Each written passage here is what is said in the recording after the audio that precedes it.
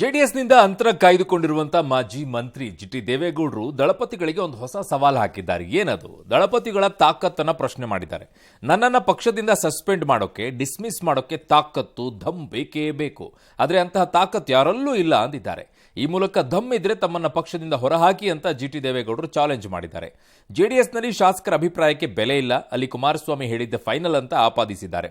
ಮೂಡಾ ಕೇಸ್ನಲ್ಲಿ ಸಿಎಂ ಸಿದ್ದರಾಮಯ್ಯ ಪರವಾಗಿಯೂ ಕೂಡ ಬ್ಯಾಟ್ ಬೀಸಿದ್ದಾರೆ. ಅದೇನು ಹೊಸದಲ್ಲ. ಇದೀಗ ಜಿಟಿಡಿ ವಿಚಾರದಲ್ಲಿ ದೇವೇಗೌಡರು ಕುಮಾರಸ್ವಾಮಿ ತೆಗೆದುಕೊಳ್ಳುವ ನಿರ್ಧಾರ ಕುತೂಹಲಕ್ಕೆ ಕೆರಳಿಸಿದೆ. ಪಾರ್ಟಿ ದಮ್ ಬೇಕಲ್ಲ, ಯಾವನ್ಗಾರು ಅಷ್ಟು ಸುಲಭ ಇಲ್ಲ ಈಗ ಅಂತ ಹೇಳಿದ್ರೆ ಆಗಲೇ ದಮ್ ಬೇಕು, ಜನ ಕಟ್ಟೋ ಶಕ್ತಿ ಇರಬೇಕು. ಯಾವನೊಬ್ಬರು ಕ್ರಮ ತಗೋಬೇಕಾರೆ ಇವನು ತಾಕತ್ತಿರಬೇಕು. ನಾನು ಜನ ಕಟ್ಟು ಗೆಲ್ತೀನಿ ಅನ್ನೋ ತಾಕತ್ತಿರೋನು ಸಸ್ಪೆಂಡ್ ಮಾಡ್ತಾನೆ, ಡಿಸ್ಮಿಸ್ ಮಾಡ್ತಾನೆ. ತಾಕತ್ ಬೇಕು. ನಾನು ಡಿಸ್ಮಿಸ್ ಮಾಡ್ಬೇಕಾದ್ರೆ ತಾಕತ್ ಬೇಕು. ಯಾರಿಗೂ ತಾಕತ್ತಿಲ್ಲ ನಾಯಕರಿಗೆ.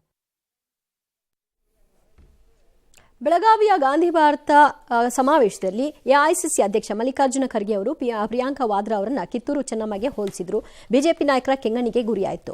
ಪ್ರಿಯಾಂಕಾ ವಾದ್ರಾರನ್ನ ರಾಣಿ ಚೆನ್ನಮ್ಮಗೆ ಹೋಲಿಸಿರೋದನ್ನ ಬಿಜೆಪಿ ನಾಯಕರು ತೀವ್ರವಾಗಿ ವಿರೋಧಿಸಿದ್ದಾರೆ. ಹೊಗಳಿಕೆಯ ಬರದಲ್ಲಿ ಮಾನಸಿಕ ಗುಲಾಮಗಿರಿಯ ಪ್ರದರ್ಶನವನ್ನ ಮಾಡಿದ್ದಾರೆ ಅಂತ ಅನ್ಸುತ್ತೆ. ಬಟ್ಟಂಗಿತನದ ಪರಮಾವಧಿ ಅಂತ ಹೇಳ್ಬಹುದು. ಕಿತ್ತೂರು ರಾಣಿ ಚೆನ್ನಮ್ಮ ಅವ್ರನ್ನ ಪ್ರಿಯಾಂಕಾ ಗಾಂಧಿಗೆ ಹೋಲಿಕೆ ಮಾಡೋದು, ಕಿತ್ತೂರು ರಾಣಿ ಚೆನ್ನಮ್ಮ ಅವರಿಗೆ ಅಪಮಾನ ಮಾಡೋದು ಎರಡು ಒಂದೇ ಆಗತ್ತೆ. ಶ್ರೀ ಮಲ್ಲಿಕಾರ್ಜುನ್ ಖರ್ಗೆ ಅವರು ನಾಡಿನ ಜನರ ಕ್ಷಮೆಯಾಚನೆ ಮಾಡಬೇಕು ಅಂತ ನಾನು ಆಗ್ರಹಿಸ್ತೇನೆ.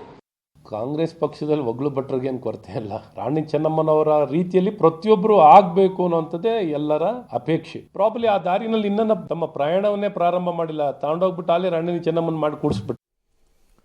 ಅಯ್ಯೋ, ಅವ್ರ ಕೂದ್ಲಿಗೂ ಸಮ ಅಲ್ಲ ಬಿಡ್ರಿ. ನೀವು ಯಾರು ಕೂಡ ಸಂಗೊಳ್ಳಿ ರಾಯಣ್ಣ ಯಾರು ಅನ್ನೋದನ್ನ ನೋಡ್ಬೇಕಲ್ಲ. ರೇಣುಕಾಸ್ವಾಮಿ ಕೊಲೆ ಕೇಸ್ನಲ್ಲಿ ಬೇಲ್ ಮೇಲಿರುವ ನಟ ದರ್ಶನ್ ಸೇರಿ 7 ಆರೋಪಿಗಳ ವಿರುದ್ಧ ರಾಜ್ಯ ಸರ್ಕಾರ ಸುಪ್ರೀಂ ಕೋರ್ಟ್ ಮೆಟ್ಟಿಲೇರಿತು. ವಕೀಲ ಅನಿಲ್ ನಿಶಾನಿ ಮೂಲಕ 15 ಅಂಶಗಳಿಗೆ ಸಂಬಂಧಿಸಿ 1492 ಪುಟಗಳ ಕಡತ ಸಲ್ಲಿಸಿದೆ. ಈ ನಡುವೆ ನಟ ದರ್ಶನ್ ಸಂಕಷ್ಟದಲ್ಲಿದ್ದಾಗ ಅವರಿಗೆ ತೀರಾ ಹತ್ತಿರವಿದ್ದವರು, ಆಪ್ತರು ಹಾಗೂ ದರ್ಶನ್ ಬಳಗದಲ್ಲಿದ್ದ ಅನೇಕರು ತುಟಿ ಬಿಚ್ಚದೆ ಅಂತರ ಕಾಯ್ದುಕೊಂಡಿದ್ರು. ದರ್ಶನ್ಗೆ ಧೈರ್ಯ ಹೇಳುವ ಕೆಲಸ ಮಾಡಲಿಲ್ಲ ಅಂತ ದಿನಕರ್ ಅಸಮಾಧಾನವನ್ನು ಹೊರಹಾಕಿದ್ರು.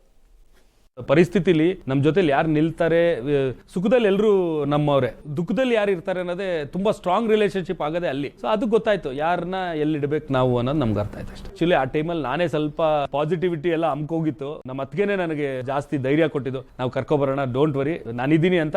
ನನಗೆ ಉಲ್ಟಾ ಧೈರ್ಯ ಅವಳೇ ಕೊಡ್ತಾ ಇದ್ಲು.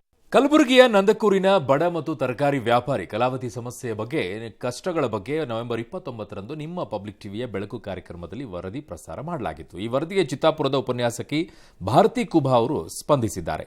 ತರಕಾರಿ ಮಾರಾಟ ಮಾಡಲು ಒಂದು ದ್ವಿಚಕ್ರ ವಾಹನ ಬೇಕಾಗಿತ್ತಂತೆ. ಸೊ ಅದನ್ನು ಕೊಡಿಸುವ ಮೂಲಕ ಕಲಾವತಿಯವರ ನೆರವಿಗೆ ಧಾವಿಸಿದ್ದಾರೆ. ಇದಕ್ಕೆ ಕಲಾವತಿಯವರು ದಾನಿಗಳು ಮತ್ತು ಪಬ್ಲಿಕ್ ಟಿವಿಗೆ ಧನ್ಯವಾದವನ್ನ ತಿಳಿಸಿದ್ದಾರೆ. ಪಬ್ಲಿಕ್ ಟಿವಿಯವ್ರು ನಮ್ಗೆ ಗಾಡಿ ಕೊಟ್ಟಾರ್ರಿ. ಬೆಳಕು ಕಾರ್ಯಕ್ರಮದ ಗಾಡಿ ಸಿಕ್ಕದ ನಮ್ಗೆ ಹೆಲ್ಪ್ ಆಲತ್ತದ. ರಂಗನಾಥ್ ಸರ್ಗೆ ಧನ್ಯವಾದ ಹೇಳ್ತೀವಿ ರೀ. ಅವ್ರಲಿಂದ ಯಾವಾಗೂ ನಾವು ಹೆಲ್ಪ್ ಆಗ್ಯದ ನಮ್ಗೆ. ಆಯ್ತು, ಅವರಿಗೆ ಚಿರಋಣಿ ಆಗಿರ್ತೀವಿ ರೀ ಸರಿಗೆ. ಚೋರಿ ಇರುತ್ತದಿಂದ ಆಸ್ಪತ್ರೆ ಸೇರಿದ್ದ ನಟ ಸೈಫ್ ಅಲಿ ಖಾನ್ ನಿನ್ನೆಯಷ್ಟೇ ಚೇತರಿಸಿಕೊಂಡು ಡಿಸ್ಚಾರ್ಜ್ ಆಗಿದ್ರು. ಈ ಹೊತ್ತಲೇ ಅವರ ಕುಟುಂಬಕ್ಕೆ ಮತ್ತೊಂದು ಶಾಕ್ ಎದುರಾಗಿದೆ. ಸೈಫ್ ಕುಟುಂಬಕ್ಕೆ ಸೇರಿದ 15,000 ಕೋಟಿ ಮೌಲ್ಯದ ಆಸ್ತಿಯನ್ನ ಮಧ್ಯಪ್ರದೇಶ ಸರ್ಕಾರ ಸ್ವಾಧೀನಪಡಿಸಿಕೊಳ್ಳುವ ಸಂಭವ ಇದೆ. ಸೈಫ್ ಪೂರ್ವಜರ ಆಸ್ತಿಗಳ ಮೇಲೆ ವಿಧಿಸಿದಂತಹ ತಡೆಯಾಜ್ಞೆಯನ್ನ ಮಧ್ಯಪ್ರದೇಶ ಹೈಕೋರ್ಟ್ ಇತ್ತೀಚೆಗೆ ತೆರವು ಮಾಡಿತ್ತು. ಈ ಆಸ್ತಿ ಮೇಲೆ ದಾವೆ ಹೂಡಲು ಸೈಫ್ ಕುಟುಂಬಕ್ಕೆ ಮಧ್ಯಪ್ರದೇಶ ಹೈಕೋರ್ಟ್ ತಿಂಗಳುಗಳ ಗಡುವನ್ನು ಕೊಟ್ಟಿತ್ತು. ಆದರೆ ಸಮಯ ಮುಗಿದ್ರೂ ಸೈಫ್ ಕುಟುಂಬ ದಾವೆ ಹೂಡಿಲ್ಲ. ಇದು 1968ರ ಶತ್ರು ಆಸ್ತಿ ಕಾಯ್ದೆಯಡಿ ಸೈಫ್ ಪೂರ್ವಜರ ಆಸ್ತಿಯ ಸ್ವಾಧೀನಕ್ಕೆ ದಾರಿ ಮಾಡಿಕೊಡ್ತಿದೆ.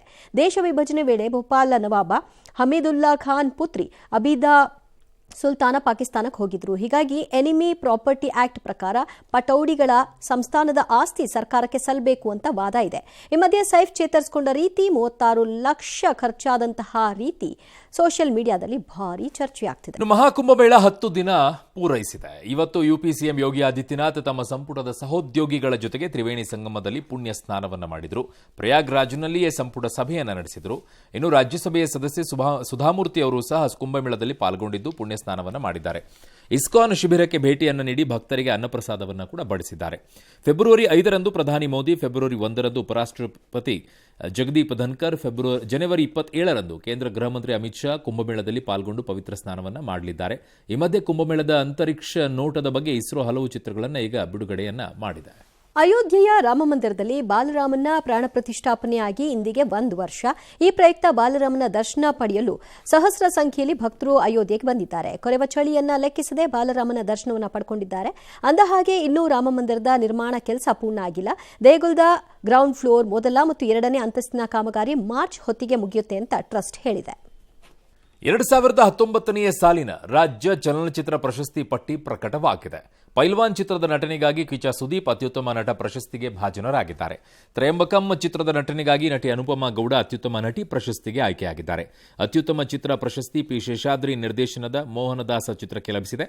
2ನೇ ಅತ್ಯುತ್ತಮ ಚಿತ್ರವಾಗಿ ಲವ್ ಮಾಕ್ಟೇಲ್, ತೃತೀಯ ಅತ್ಯುತ್ತಮ ಚಿತ್ರಕ್ಕಾಗಿ ಅರ್ಘ್ಯಂ ಆಯ್ಕೆಯಾಗಿದೆ. ವಿಶೇಷ ಸಾಮಾಜಿಕ ಕಾಳಜಿ ಚಿತ್ರ ಪ್ರಶಸ್ತಿಗೆ ಕನ್ನೇರಿ, ಅತ್ಯುತ್ತಮ ಮಕ್ಕಳ ಚಿತ್ರ ಪ್ರಶಸ್ತಿಗೆ ಎಲ್ಲಿ ಆಡೋದು ನಾವು ಎಲ್ಲಿ ಆಡೋದು ಸಿನಿಮಾ ಆಯ್ಕೆಯಾಗಿದೆ. ಈ ಮಧ್ಯೆ ಮಹಿಳೆಯರ ಮೇಲಿನ ದೌರ್ಜನ್ಯ ತಡೆಗೆ ಫಿಲ್ಮ್ ಚೇಂಬರ್ ಕಡೆಗೂ ಕೂಡ ಆಂತರಿಕ ಸಮಿತಿಯನ್ನ ರಚಿಸಿದೆ.